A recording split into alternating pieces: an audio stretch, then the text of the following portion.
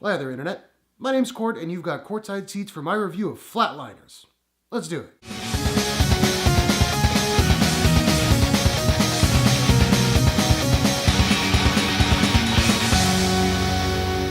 Flatliners is a science fiction horror film directed by Niels Arden Oplev and stars Ellen Page, Diego Luna, Nina Dobrev, James Norton, Kiersey Clemons, and Kiefer Sutherland for some reason. 5 medical students obsessed by what lies beyond the confines of life embark on a daring experiment. By stopping their hearts for short periods, each triggers a near-death experience, giving them a first-hand account of the afterlife. I should start off by saying I remember really liking the original Flatliners, which was directed by Joel Schumacher and came out back in 1990. If you haven't seen it, it's got Kevin Bacon, Kiefer Sutherland, Julia Roberts, Oliver Platt, Billy Baldwin, and it's a pretty good little flick. I'm going to try not to compare this too much to that, but it is going to happen a little bit. Fair warning. I should also say that this film, the 2017 version, currently is sitting on 0% on Rotten Tomatoes. Now, a lot of that is because I don't think they did very much advanced screenings for this movie. The movie didn't come out on Thursday, as most bigger movies do. They pushed it till Friday. Usually not a good sign. In my opinion, is it 0% bad? No. But it's not very good. Let's just discuss the elephant in the room. This is not a sequel to the original film. This is a full-on remake. A lot of people were curious because IMDb had Kiefer Sutherland listed as Nelson, which was the name of his character in the original.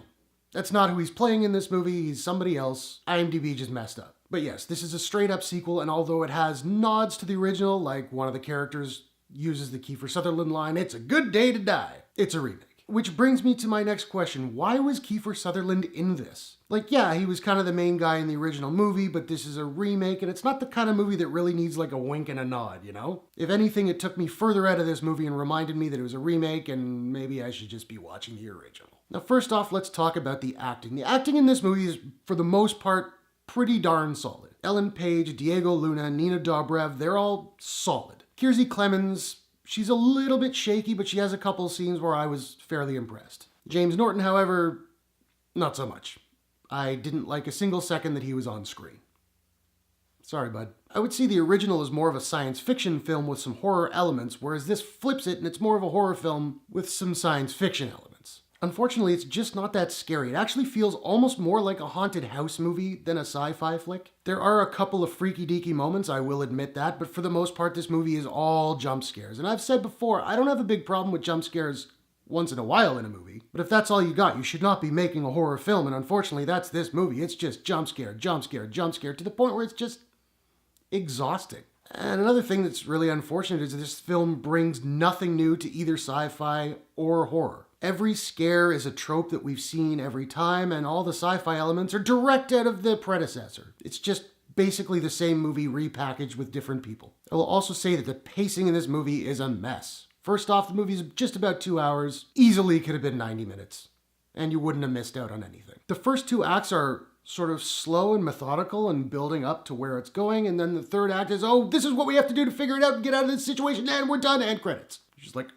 okay. That was bewildering. The writing is also really pretty awful. There's one scene that comes to mind where all of the characters saying, okay, well, we've gone under, and now we're experiencing these things. Are they ghosts or demons? And Diego Luna's like, no, this is science. I'm not going to try and do his accent because it's just better for everyone involved. It's like, no, this is science. And they're like, but this is happening. He's like, no, we are a science team. And they're like, but this is happening. He's like, no, science is more important than this. And like, it's just the same sentence over and over and over, again, repackaged with slightly different words. The movie also takes all these leaps in logic, so after the first person goes under and is brought back successfully, they all go out and do shots. Like, really? You were just dead. Maybe go home and rest up. Just saying. Also, right in the beginning, Ellen Page's character, whose name is Courtney, and at one point somebody called her Court, and it really caught me off guard.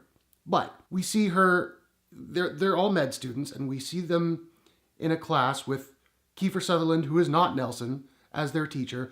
And he's saying, okay, so this person is in the hospital. What's the diagnosis? And every single one of them gets it wrong, except for Ellen Page, because she's like a genius. And Kiefer Sutherland, not Nelson, is saying, you guys need to study more because this is embarrassing. And then later that day, she's like, listen, I want to kill myself and then come back. Why don't you guys, who are like apparently horribly students, why don't I put my life in your hands? It just doesn't make sense. It's just lazy ass writing. There's also a scene where Kiersey Clemons' character I'm not going to tell you what happens, but she goes into an environment and something horrifying happens. And then later on in the movie, she and one of the other characters go into a similar environment and she's like totally nonchalant about it. Like, really? Wouldn't you be like, wait, half an hour ago I had an experience in this particular environment that scared the shit out of me. Shouldn't I be at least a little bit nervous about going back in? No, she's fine. Again, it's just lazy. Were there good things about this movie? Sure. There are a couple of creepy moments, genuinely creepy moments that aren't jump scares. There were even a couple of really good jump scares. The acting was pretty decent for the most part, and visually the movie is quite stunning. Also for me, it was shot in Toronto, so I get a little thrill. Like, oh, that's U of T. Oh, that's a TTC bus. I've ridden those.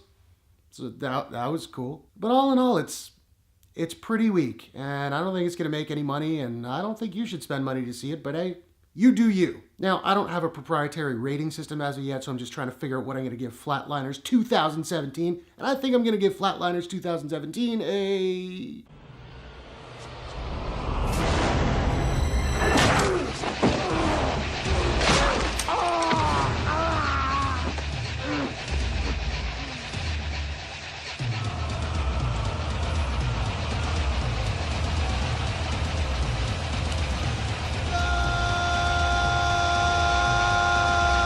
out of 10. So now I want to know, have you seen Flatliners? Are you going to see Flatliners? What do you think about the original? Have you seen that? Did you like that? What's your favorite Kiefer Sutherland role? Because there have been a lot of really good ones. I may have to say David from The Lost Boys. Anyway, whatever your thoughts, hit the comments below. Let's discuss. If you enjoyed this review, please smash that like button and give it a share if you really enjoyed it. And hey, why not subscribe to my channel for more movie reviews, entertainment news, trailer reactions, all that good stuff. If you'd like to subscribe, you can do so by clicking the Courtshake logo at the bottom right of your screen. Thanks very much for watching. I'll see you guys in the next one.